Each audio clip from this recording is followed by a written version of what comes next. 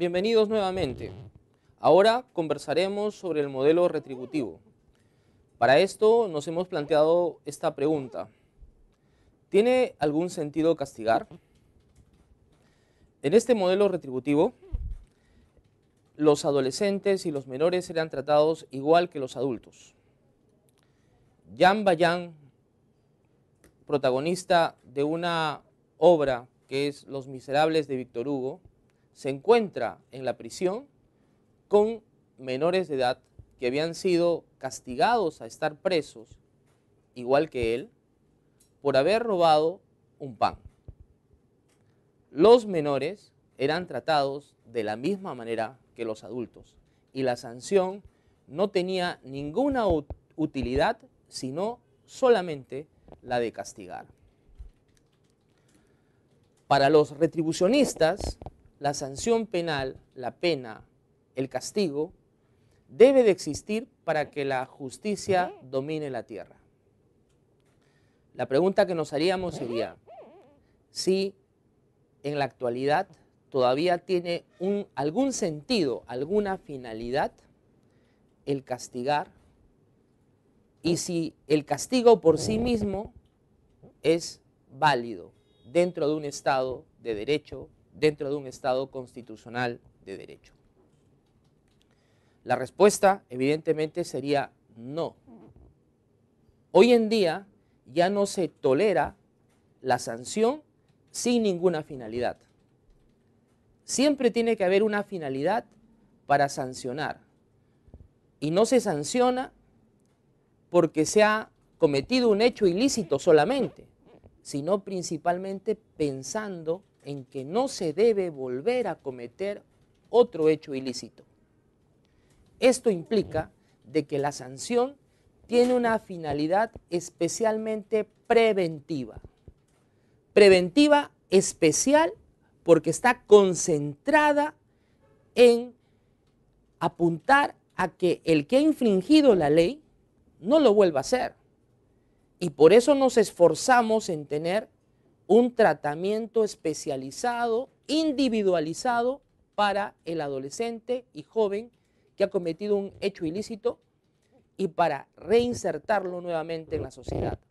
Y preventivo general positiva porque también la ley está dirigida a todos aquellos que la leemos, que conocemos de ella y que estamos llamados a comportarnos de acuerdo a lo que el derecho exige.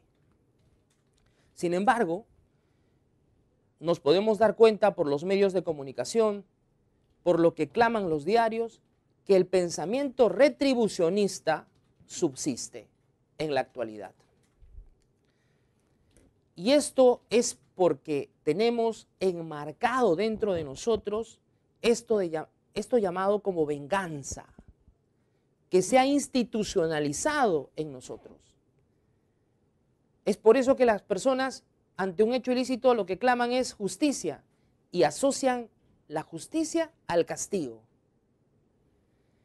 Por otro lado, el mensaje retribucionista muchas veces es tomado por los legisladores y ante este clamor de la sociedad responden con leyes y normas que elevan las sanciones penales. Como vemos, el mensaje retribucionista es efectista. Provoca en la población adeptos porque responde al clamor popular. Pero como hemos visto aquí, una sanción al margen de cualquier tipo de utilidad, que es lo que propone el retribucionismo, no es algo que deba ser viable dentro de un Estado de derecho. Como vemos, con la subsistencia del retribucionismo, podríamos decir que de la venganza privada de nuestros primeros días hemos pasado a la venganza institucionalizada. Debemos discutir por ello qué elementos demuestran la subsistencia del retribucionismo en nuestro país. Por un lado está este llamado discurso de seguridad ciudadana que siempre señala que los adolescentes, que los menores de edad están cometiendo cada día crímenes más horrendos y crímenes más graves. El problema es que esto está totalmente alejado de un estudio empírico, porque las evidencias empíricas demuestran, por el contrario, que la mayoría de ilícitos penales que cometen los adolescentes no son graves, por un lado. Y por otro lado, que los adolescentes que ya están cometiendo hechos graves comenzaron su carrera delictiva cometiendo hechos que ciertamente no eran graves. La respuesta penal y que da el sistema retributivo frente a estos adolescentes es básicamente el internamiento. Y sabemos que el internamiento es la sanción última que debemos aplicar, porque criminaliza más y porque genera mayores condiciones para la reincidencia. Ciertamente, este retribucionismo ya no es abierto como lo era antes. Por eso le llamamos ahora que es un retribucionismo hipócrita. ¿Qué busca este retribucionismo hipócrita? Elevar las sanciones. Y últimamente podemos constatar que está ganando este retribucionismo hipócrita, porque en los 10 años que tiene vigencia nuestro Código del Niño y el Adolescente, la sanción penal para los menores se ha elevado de 3 a 6 años y ahora son 10 años los que puede estar privado de libertad un menor de edad. Por otro lado, durante estos años también se ha intentado disminuir la edad de responsabilidad de 18 años a 16, tratando o intentando que los menores de edad respondan como si fuesen adultos. Hay que tratar a los menores como menores, hay que tratar a los adolescentes como adolescentes y no y nunca como adultos. Por otro lado, esta elevación de sanciones penales tan alta y este sistema de reinserción que no ha visto las medidas en libertad en su ejecución porque básicamente no se han estado cumpliendo, nos sitúa también en lo que llamaríamos una respuesta simbólica del derecho. Esta simbólica respuesta del derecho se evalúa en cuanto a su resultado. ¿Y por qué en cuanto a su resultado? Porque el derecho en este caso está renunciando a su función de hacerse efectiva y real. Solo etiqueta comportamientos y para poder hacerlos más peyorativos les pone adjetivos. Por ejemplo, se habla del llamado pandillaje y para poder hacerlo más peyorativo se habla del pandillaje pernicioso. Sin embargo, si nos damos cuenta, en 10 años de vigencia del pandillaje pernicioso, en el centro juvenil, en los centros juveniles, hay un ínfimo porcentaje de adolescentes privados de libertad por pandillaje pernicioso. ¿Y por qué razón? Derecho penal simbólico. Es un comportamiento que es difícil de probar, de demostrar, porque primero tiene que demostrarse que existe una pandilla, que existe una relación de jerarquía y que este adolescente, perteneciendo a esta pandilla, ha cometido un hecho ilícito. Es obviamente mucho más fácil de demostrar que el adolescente ha cometido un robo, que ha cometido un robo dentro de una pandilla. Por esa razón, los adolescentes privados de libertad están por robo y no por pandillaje, en la mayoría de los casos. ¿Y para qué nos sirve este tipo penal de pandillaje pernicioso? Solamente para darle un contenido simbólico al derecho, para decir que estamos sancionando el pandillaje pernicioso. Por otro lado, las medidas en libertad se siguen sin cumplir. ¿Quién paga los platos rotos de una legislación de esta naturaleza? Los jueces, los fiscales y los operadores, que frente a este clamor de seguridad ciudadana y ante la no respuesta, llamémoslo así, adecuada del sistema, terminan siendo quienes son responsabilizados y dicen, la sociedad termina diciendo, ¿qué es lo que está pasando con el Poder Judicial? Que no detiene, que no sanciona a los delincuentes. Si es que le hacemos un proceso por pandillaje pernicioso, es difícil probarlo. Por lo tanto, muchas de las imputaciones por pandillaje, por ejemplo, terminan en absolución.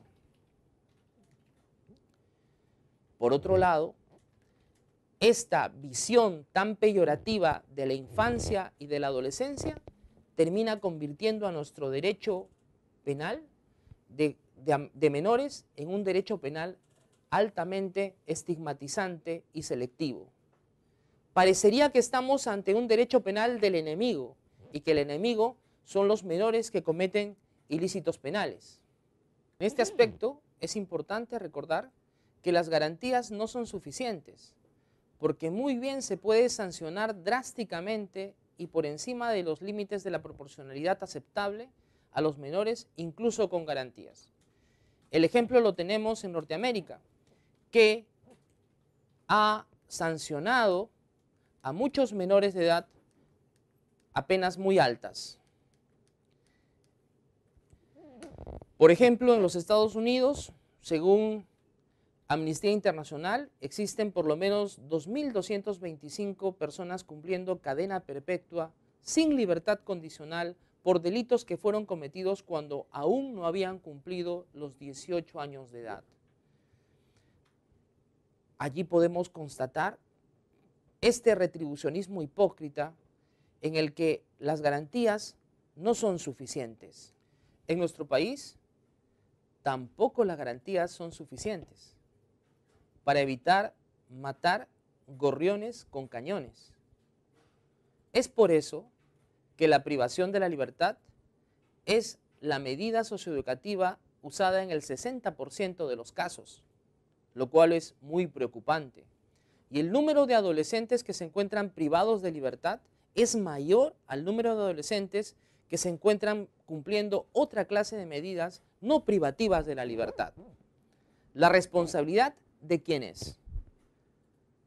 De nosotros, de los operadores, de los jueces, de los fiscales y también de los auxiliares de administración de justicia, los equipos multidisciplinarios que intervienen en la toma de las decisiones por las cuales se terminan internando a menores.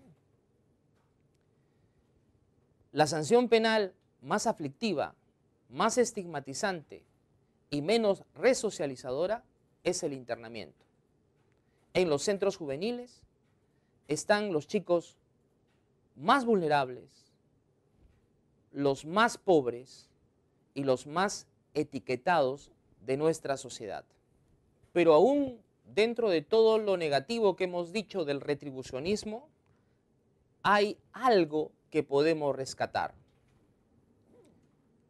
Y es la necesidad de establecer la culpabilidad y adecuar la sanción que no puede aplicarse más allá de la gravedad del hecho cometido.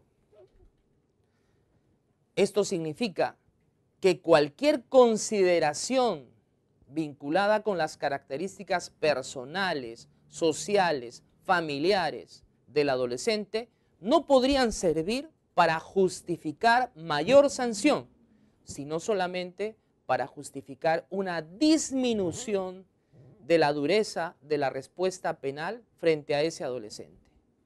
¿Y quiénes son los que le dicen al juez cuáles son las condiciones familiares, personales y sociales de este adolescente? Son ustedes justamente, son los que participan en los informes sociales del equipo multidisciplinario. Allí está la enorme responsabilidad que ustedes tienen. Ayudarnos a nosotros los jueces a ejercer una justicia proporcional y adecuada a las condiciones personales y sociales del adolescente, pero no para agravar y endurecer su situación, sino para ser mucho más justos. No es lógico, por ello, pensar que más justicia es equivalente a más tiempo y dureza del internamiento. Pensemos en esto al terminar esta lección.